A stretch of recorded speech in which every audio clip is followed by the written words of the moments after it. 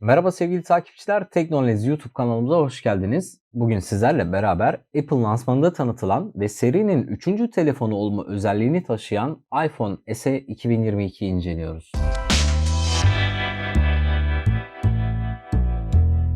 Tasarım olarak serinin bir önceki modeline oldukça benzeyen bir telefon bizi karşılıyor. Neredeyse aynı telefon desek sanırım yanlış bir cümle kurmuş olmayız. Ekran tarafına baktığımızda 4.7 inç boyutlarında ve 1334'e 750 piksel çözünürlüğünde bir ekran bizi karşılıyor. Bu ekranın piksel yoğunluğu 326 ppi değerine sahip. Aynı zamanda 60 Hz'lik tazeleme oranına sahip bir LCD ekran yer alıyor. Telefonun ön tarafında ana ekran tuşu ve tabii ki Touch ID bizi karşılıyor. Telefonun ekran gövde oranı ise %65. Zaten bir önceki nesille dediğim gibi tasarım olarak tamamen neredeyse aynı. iPhone SE 2022'nin arka tarafında ise koruma olarak Ceramic Shield bir cam yer alıyor. Aynı zamanda telefonun IP67 toza ve suya karşı dayanıklılığı da bulunuyor. Gözden kaçırmadıysam sanırım batarya konusunda zaten Apple bildiğiniz gibi lansmanlarında bir bilgi paylaşmıyor. Ancak baktığınızda teknik özelliklerine muhtemelen bir önceki nesilde yer alan 1800-1900 mAh boyutlarında bir pille geleceğini tahmin ediyorum. Depolama kısmına geldiğimizde ise 64, 128 ve 256 GB'lık depolama alanına sahip bir model satın alabileceksiniz. İşlemci tarafında ise şu an Apple'ın en güncel ve en güçlü işlemcisi olan A15 Bionic işlemcisinden güç alıyor bu telefon. iPhone 13 Pro Max aldığınızda ya da iPhone SE 2022 aldığınızda iki cihazda da A15 Bionic işlemcisinden güç aldığını hatırlatmakta fayda var. iPhone SE 2022'yi satın almanız durumunda 5G teknolojisine sahip bir cihaz satın almış olacaksınız. Bu da bir önceki nesil ile arasındaki en büyük farklılıklardan bir tanesi. Kamera tarafına geçtiğimizde arka tarafta 12 megapiksellik ve 1.8 diyafram değerine sahip bir kamera bizi karşılıyor. Bu kameranın nasıl bir performans sunacağı tabii şu an muallak. Bunu yakın zamanda gelecek testlerle beraber göreceğiz. Ancak benim beklentilerim yüksek. Tek kamera olması evet biraz beklentilerinizi düşürüyor olabilir. Ancak mobil cihazlarda kaliteli bir fotoğraf için tek başına iyi bir kamera sensörü bile bazen çuvallayabiliyor. Kullanılan kamera sensörü, telefonun işlemcisi ve en önemlisi kullanılan yazılım. Bu üç etmenin başarısı ve uyumu ile orantılı olarak kaliteli fotoğraflar elde edebiliyorsunuz. Bu üç etmenden bir tanesi diğerlerine göre daha altta kalıyorsa, örneğin yazılım olarak yeterli gelmiyorsa